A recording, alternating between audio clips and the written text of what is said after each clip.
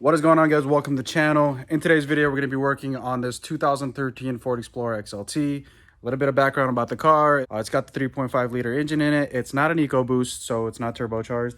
Don't do what I did. So we got the car, and I did buy the Serpentine belt, and I did buy the idler pulley. However, I just kept putting it on the back burner, and guess what ended up going out on us yesterday? Well, fortunately, the car was nearby, and she was on her way home, so it wasn't too far away. But let me show you guys what we're working with, and then I'll show you guys the parts that I have ordered, and then we'll show you guys the tools, and I'll show you how this is done. So yeah, let's see the damage. All right, so I've got the car up already in the air. The hoist is currently occupied by this Range Rover timing chain project. That's a whole another topic. Don't even want to get into that. You guys can hear the excitement in my voice, can't you? So if you look down here, let's see if I could put that flashlight there and then try to get this to focus. As you guys can see, those pulleys, so the top one over here, that's your alternator. Down there is your AC compressor. And then down there is like your crank pulley. You can see there's no belt on it. And I don't know if you can see these little black wires. They look like wiring. That's actually parts of the belt. The belt went ahead and popped off, and when it did that, you know, luckily it didn't damage too much. You guys can see over here, about right there, you guys can see it looks a little wet. I don't know if we can zoom up on it. Oh yeah, there you go. So what happened here was the belt basically snapped off the pulleys, and it slapped that hose right there. And it slapped it so hard that it put a gash in it, and we lost all the freon, so now there's no more air conditioning. Got to change this hose out too. Fortunately, I've got a parts car Ford Explorer just like this that I'm hoping to just get that hose donated from to over here. The main purpose of this video is to show you guys how to change the idler / tensioner and how to put a new belt on it. Unfortunately, I can't show you guys how to get the belt off, but I guess I can walk you through it a little bit.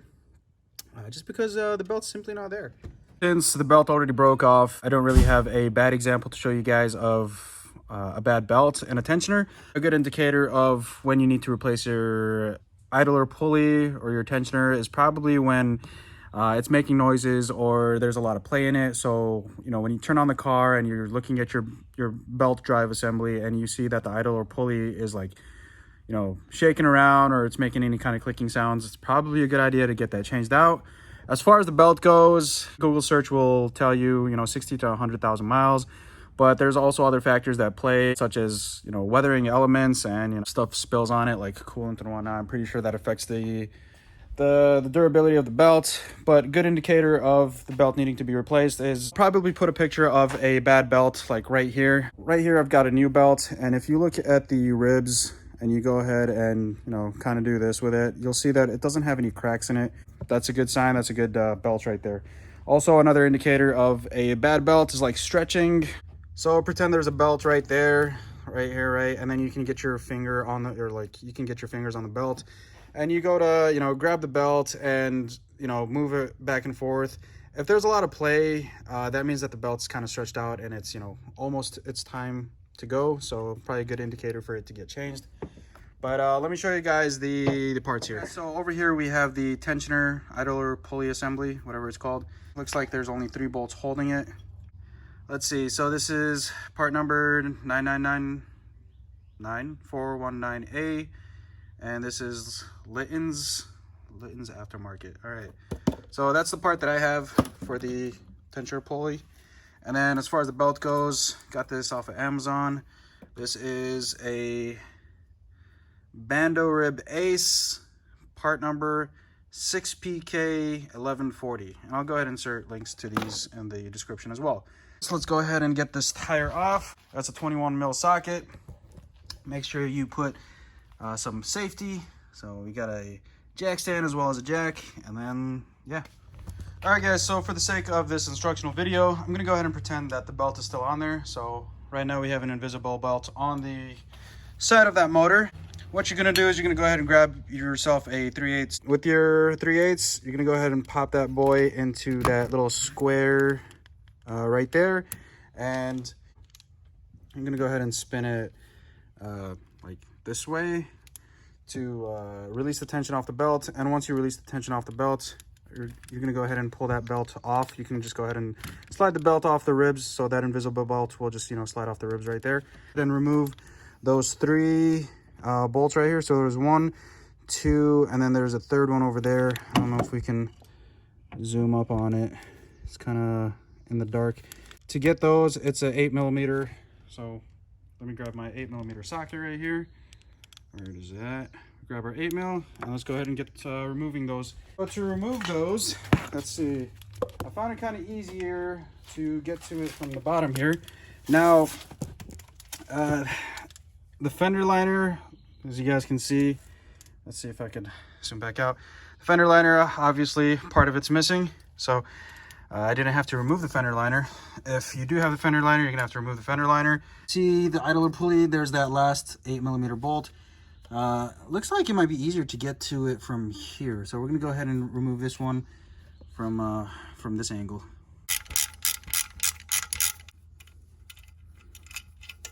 So I went ahead and removed the tensioner pulley to get those 8mm out of the way, and then you can just slide it out through here. To get the 2 top ones, it's easier to get from up top in the engine bay, and then to get this bottom one is easier to get from right here. So let's go ahead and grab our new one and start feeding the bolts into these holes, and go ahead and thread them by hand first, and then we'll go ahead and secure them. So to get this in, we're probably going to slide it in from here, get it up there, and I probably won't have the camera on for this just because it's such a hard angle to get a camera on there, but I guess I can show you where it's going to go. Yeah, so you guys can see 1 and 2 and 3, those 3 bolts right there, or those 3 holes. All right, so let's get this mounted up. So I went ahead and got the tensioner pulley on. We've got the 3 8mm bolts down and secure. Just a heads up, those don't have to be cranked down with a whole bunch of muscle. You don't want to strip those. We're gonna go ahead and get the belt on now and feed the belt in from up top. Go ahead and feed that down, and I'm probably gonna go over the alternator and the AC condenser assembly first. There we go. So I'm feeding the belt over the alternator, so I'm getting the ribs to match up, and then I'm gonna come at it from the bottom now. So I'm holding tension on the belt just so I don't lose it from the alternator, and I'm gonna go ahead and feed it up against the AC condenser, right? And then I'm gonna try to feed as much as possible over the crank assembly, right? Just to kind of hold the tension there. Let's see, maybe I'll come at it from the top. All right. Okay. Ooh, might be a good idea to have a second person. And I've got 3 people here. So what I'm gonna do is I'm gonna grab my 3/8. Now I'm gonna have my helper here. I'm gonna put the 3/8 through that tensioner idler, just like we had it. So you just need to have it on clockwise, so righty-tighty. So I'm just gonna have you pull it towards yourself. Yep. All right. So as he's doing that, you can look down here. He's releasing tension, enough tension for me to be able to feed the belts over the alternator, the condenser, and the crank assembly. It helps to kind of spin the belt a little bit. There we go. So once we've got the belt on everything, release the tension, release it. Yeah.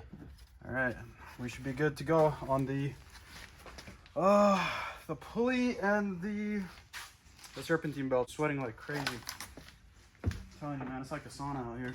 You could probably grab an image from the owner's manual or from Google to just check the correct assembly of the belt and how it goes around the pulleys.